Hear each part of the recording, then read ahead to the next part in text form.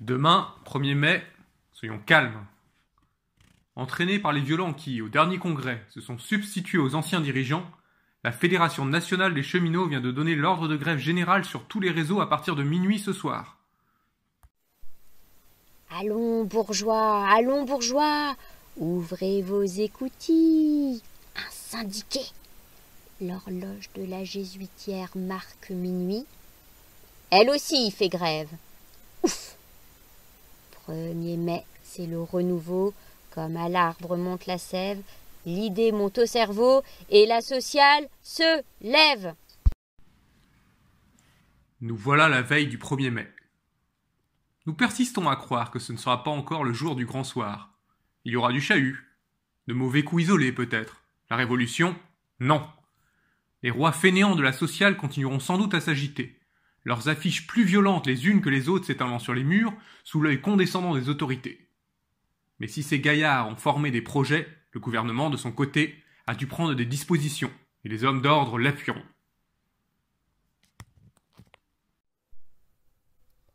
Dernière heure, nouvelle grève des cheminots.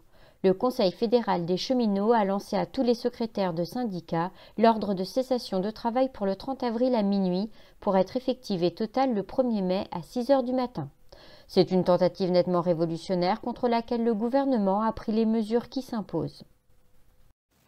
Chômage partiel, violente bagarre. La grève des cheminots n'est pas générale. On signale 3 morts et de nombreux blessés. La CGT décide d'engager une grève générale. Elle fait appel aux dockers, aux inscrits et aux mineurs.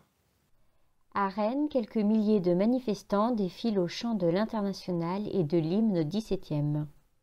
Et tout d'abord, constatons que les pronostics de l'Ouest éclair se sont réalisés.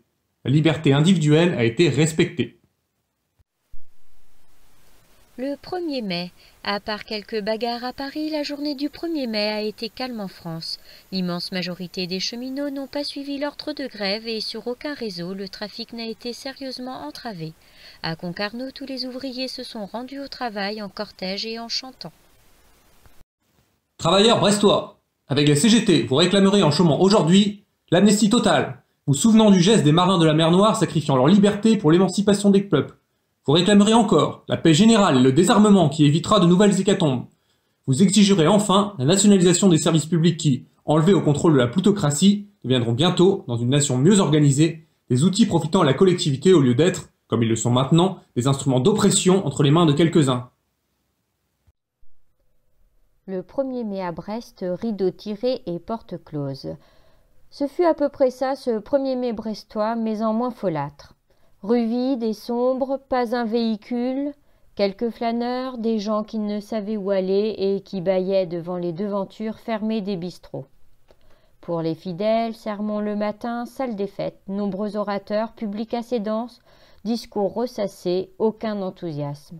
11 heures sortie, organisation d'une manifestation place Wilson, défilé avec drapeau rouge et noir par la rue de Siam, dislocation place Saint-Martin. Gaz! Arrêt! Un jaune est tous pillé. En route pour le port de commerce. La garde nous suit encore. Près du bassin de Radou, des soldats noirs, un piquet, l'arme au pied, chargée sans doute, rendent les honneurs au drapeau rouge. Le chant au 17e s'élève. L'adjudant se mord les moustaches, grince des dents. Ah, s'il osait! Des bateaux, les marins étrangers nous saluent. Tous frères, plus de canons, plus de fusils, plus de frontières.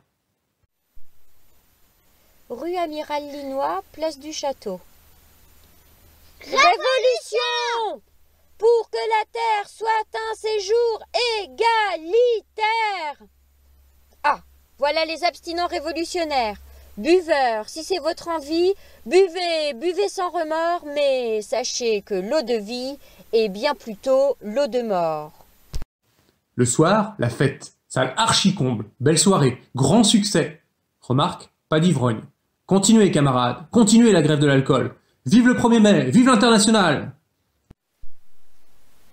À Morlaix, il convient de féliciter les travailleurs morlaisiens de leur attitude. Eux aussi ont décidé la grève, mais une grève toute pacifique. La loterie organisée pour la fête des travailleurs sera tirée le dimanche 9 mai 1920. Salle des conférences, mairie de Morlaix. Les détenteurs de carnets de tombola sont priés de les rendre pour le samedi 8 mai à 20 h, au temps perdu, où le trésorier se tiendra à leur disposition pour recevoir les fonds. La vente de numéros devrait être arrêtée pour cette heure. Nous ne savons si à l'occasion du 1er mai, les bourgeois vieux style ont éprouvé la frousse intense que les bourgeois modernes de la sociale se félicitaient de leur donner. En tout cas, il n'y avait pas de quoi.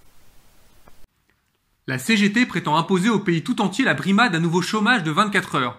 Vraiment, elle exagère. Pourquoi ce nouvel essai de grève générale que l'on se prépare d'ailleurs à transformer en mouvement révolutionnaire si les circonstances devenaient propices? Nous estimons que la meilleure manière de faire aboutir nos revendications et de préparer les transformations sociales nécessaires est encore de permettre à notre pays de relever ses ruines et de reconquérir sa prospérité dans l'ordre et dans la paix.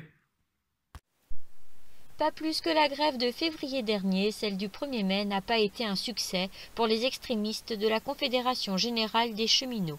C'est même un vrai échec pour ses nouveaux dirigeants.